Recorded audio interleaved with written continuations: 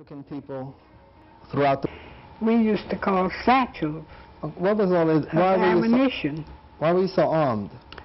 Because we was afraid the police would stop him from coming again.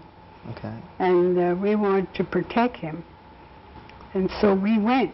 3,500 people was in that hall. And so when Garvey came, we applauded very much. And he said, "My friends, I want to apologize for not speaking to you last night, but the reason I didn't speak to you is because the mayor permitted himself to be used as a stooge by the police department to prevent me from speaking to you." And when he said that, the police jumped up and said, "I'll run you in." And when the police did that, everybody jumped up on the benches. We had benches then. And took out their guns straight up. The guns were straight up in the air. "Speak, Garvey, speak." And Garvey said, and as I was saying, and he went and repeated himself. And the police filed out of there like little puppy dogs with their little tails between their legs and filed out of the hall. Okay, after which I understand you started a chapter of his organization? No, I didn't start a chapter. We had a chapter going down there. Okay. And you purchased stock in the Black Star Line, yes. What was that? What was the Black Star Line? Black Star Line was ships that Marcus Garvey was buying. For what purpose? To go to Africa. To go to Africa and to trade with Africa. He was going to trade with the West Indies and Africa. And what was the result of the purchase of the ships? Did they ever get to Africa? No, the people sabotaged the ships. There was great sabotage. You know, on Garvey's board, he had a lot of enemies of our people.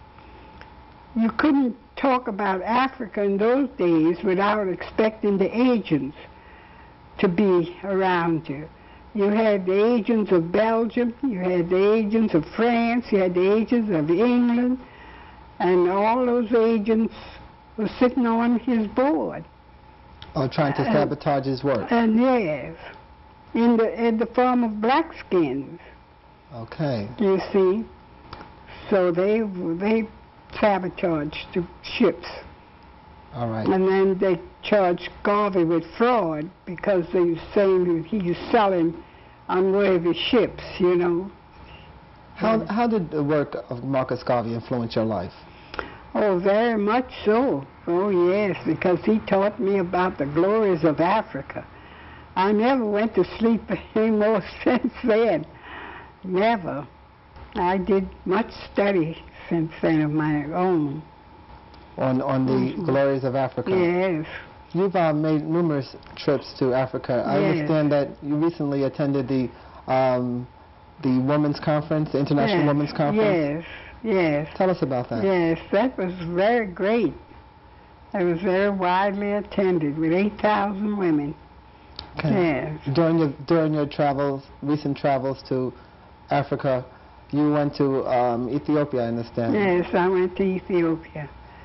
Did you witness some of the famine?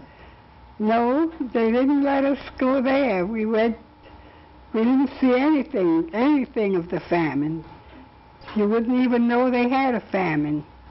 They kept that from the people. I guess that's sometimes like people visiting New York never get to see Harlem and That's right. That's right. That's right. They just show you the... That's right, the part they want you to see. That's right. You have land in upstate, Parksville, I believe it is. Where yes. It's you have the Mount Addis Ababa. Mount Addis Ababa. Okay, and you doing work on that mountain. Well, we want to build there a college of African studies. We want to build a monument to the 100 million Africans who perished in the slave trade, and for those who died since. All the people who died in the struggle. 100 million. 100 million died in the slave trade, yes. So that's our Holocaust. Yes, that's our Holocaust. Holocaust, yes. All right, this institution that you want to build, the purpose of it will be to educate black people? Yes, to